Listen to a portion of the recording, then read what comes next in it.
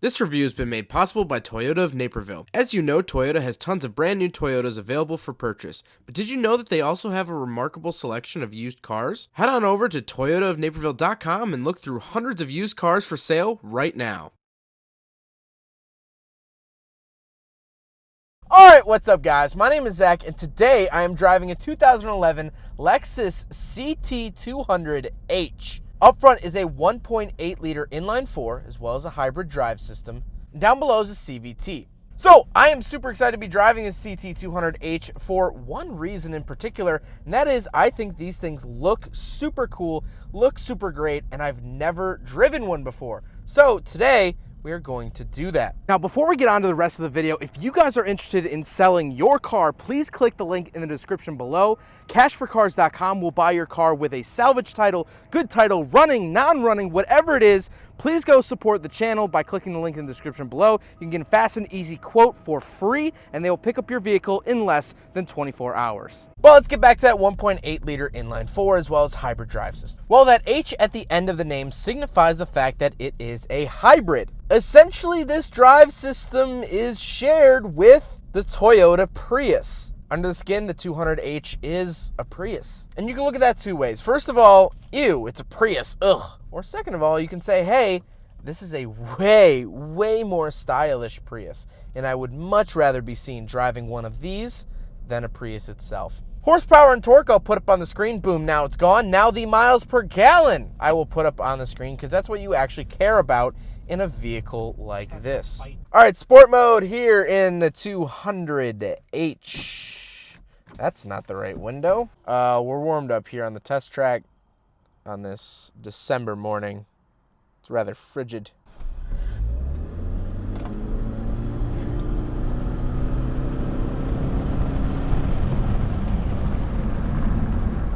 I mean, you know, that's depressing, and I'll explain why at the end. Now, like I said, paired to it is a CVT, continuously variable transmission.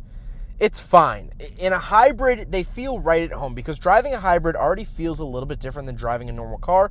So what is throwing in a CVT in there? It feels right at home because everything feels weird. It's when you pair a CVT to a gasoline engine, something I'm very used to, then it starts to feel weird. I start to notice things. But here, in this application, the CVT is fine. Last but not least, the CT200h is front-wheel drive. So let's talk about the interior. Well, in front of me, I have three main gauges. On the left is my eco gauge. This is telling me how efficiently I'm driving and what the engine system is doing. Charge, eco, and then power is when the gasoline engine comes on. In the center, I get a speedometer, and on the right-hand side, I get a fuel gauge as well as a little digital readout. Right now, it's telling me where the power is being sent. When I let off the gas, the power is being sent from the wheels to the battery. Now I'm back on the gas, and now the battery is feeding the wheels. And once I floor it, then the engine comes in. I can also have it tell me my current and average MPG, just my average MPG, cruising range, elapsed time, average speed, settings, blank screen, or we're back to our little diagram. I really like this. On the steering wheel, on the left, I have my volume and track change as well as mode for the center screen. And then on the right, I have my display button for that screen we just talked about in the gauge cluster and my phone options. I like the steering wheel. It looks very Lexus, looks very late 2000s, early 2010s Lexus, and it feels good. To the left of me, I have my power mirrors and my gauge dimmer switch button. And then on the door, thankfully, I have three different memory seats. This is very nice, as well as I have my power locks and power windows. Moving into the center of the vehicle, we have a very interesting center display. First of all, I can open and close this at will. You can actually fold and unfold the center display screen, and when the car is off, it is tucked in, and when the car turns on, it folds out. I like this. I think it's very gimmicky. However, it works. It looks cool. It's just something fun. Does it have to do that? No, but it's cool that it does. The infotainment system itself is pretty dated at this point. However, it's fine. I'm dealing with it. I can run my climate controls through here if I want. And just like the GS350 I reviewed yesterday, it makes the same sort of noises if you listen here.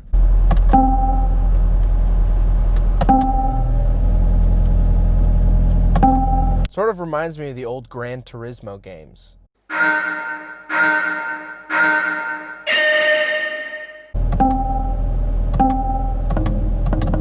Down below that center screen, I have 2 climate control vents and my hazard button, and then my actual physical climate controls. I really like the fact that I get both digital and physical because, heaven forbid, something happens to your screen, you can still adjust the climate controls, and they have nice tactile feedback, and I just like buttons. I don't like having to go through 8 million different menus in order just to change the temperature by 3 degrees. So I like the fact that it has a nice mix.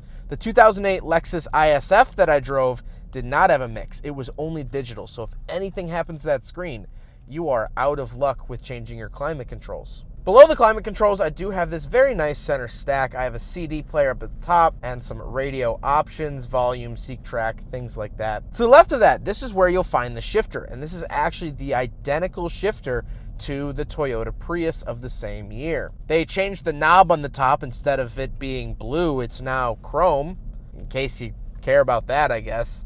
But the actual operation of it is the same as the Prius, which I have only ever seen on the Prius. Down below the shifter is your park button. Then to the right of that, I do have a couple different drive modes. So I do have EV mode. Then I have Eco, Normal, and Sport.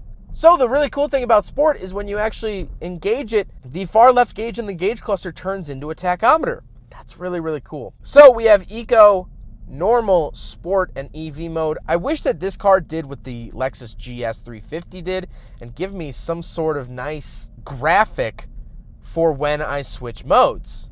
I wish that it did that, but it doesn't. And I wish I could have seen that same sort of quality here in the 200H. To the right of all of that, I do have my heated seats.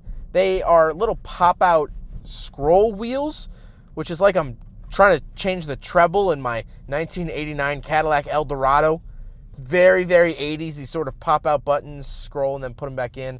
A lot of 90s cars had them too. My 98 Ram had it, again, for the radio, not for the heated seats. Then we have the center console. On the left, this is my joystick and control for the center screen. Now, in the past, I have hated these systems. And to be honest, I hate this system as well. However, it is slightly better than the other Lexus products. The fact that the enter button is on the side of it, a little bit better, and the actual mouse, I guess you want to call it, is free form. I can go wherever I want. The Lexus GS 350, it had a similar system, but it only let you go certain places. It felt very clunky, and this feels clunky as well. It's not super smooth. It's like if you've ever tried to massage a muscle knot, that's kind of what this feels like. But it's better than other Lexus products, but still not something that I would seek out in a vehicle. Then I have my buttons for the center screen. Open and close, you just hit this once and it'll fold into the dash. Hit it again and it'll pop back out. Now what's interesting is that to the left of that is a tilt button. And when you touch it, it moves like 5 degrees each time until it gets at a 90-degree angle and then it goes back up. I've never seen a display offer you this sort of customization. This is very interesting. I guess if the sun is hitting it weird, you can adjust it for the sun, a little bit, a little bit, a little bit, a little bit, back to tilted. Very, very strange. Then I have a little trap door opening up a cigarette lighter, my aux and USB inputs.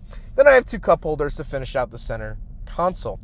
Now the seats are nice and comfortable. Like I said, they are heated, they are power, they are memory, and they're doing everything that I really want them to do. They have decently high bolsters, so they keep me in place. However, on the flip side, they are nice and comfortable. So these seats really get a 10 out of 10 pass for me. Now I do have this sunroof, size not bad, but let's talk about the back seats. All right, so we're in the back of the 2011 Lexus CT200h, and this is my driving position. I'm a little bit squished back here. If the driver is a little bit nicer, you can move it up and make the back seats a little bit more tolerable. That being said, if you're looking for back seat space and you want a vehicle like this, just get a Prius. The Prius has better back seats than this. Way better back seats than this.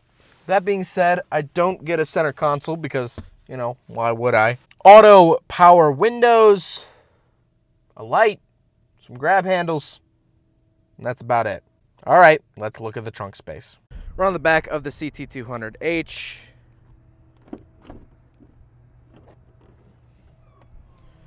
So I do get a nice privacy cover I can pull out like that. Speakers back here.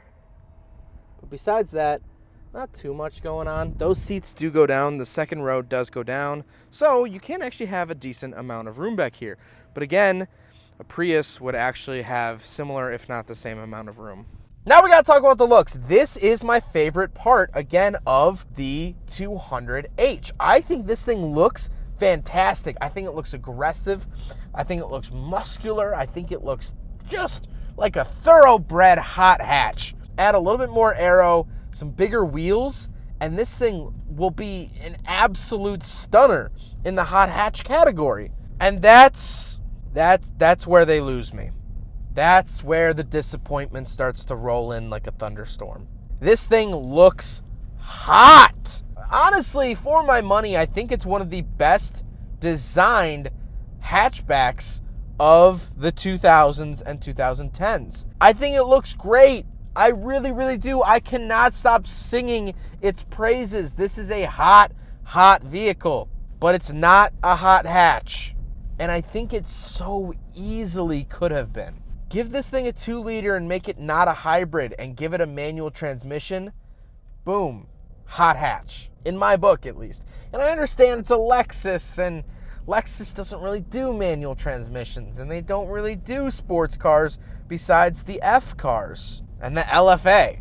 I get it. Maybe that demographic isn't here, but I just feel like they designed this beautiful, beautiful hatchback, and then they stuck the guts of a Prius into it. It's no wonder why these don't exist anymore. Who wants that? There wasn't really a big target market for this car, and that's a shame. I wish, just give me a 2-liter and a manual, or a 1.8 turbo, or a 1.5 turbo. Take the first gen Cyan XB motor, plop it in here, put a little turbocharger on it, and boom, you have a hot hatch. This should have been a hot hatch. This should have killed GTIs and Focus STs.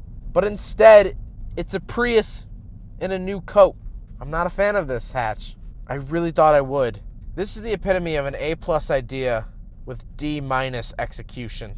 I really genuinely feel sorry for whoever designed this car, because they designed something so pretty, so beautiful, and yet Toyota said, yes, let's take this beautiful creme de la creme of a vehicle and just put it on top of a Prius. The 200H deserves better. And so please, if anyone out there has one of these, please swap a 2-liter into it with a turbo and a manual. It can't be that hard, because this car deserves so much more. Well, I hope you guys enjoyed the video. Huge thank you to Toyota of Naperville for letting me take out their 2011 Lexus CT200H.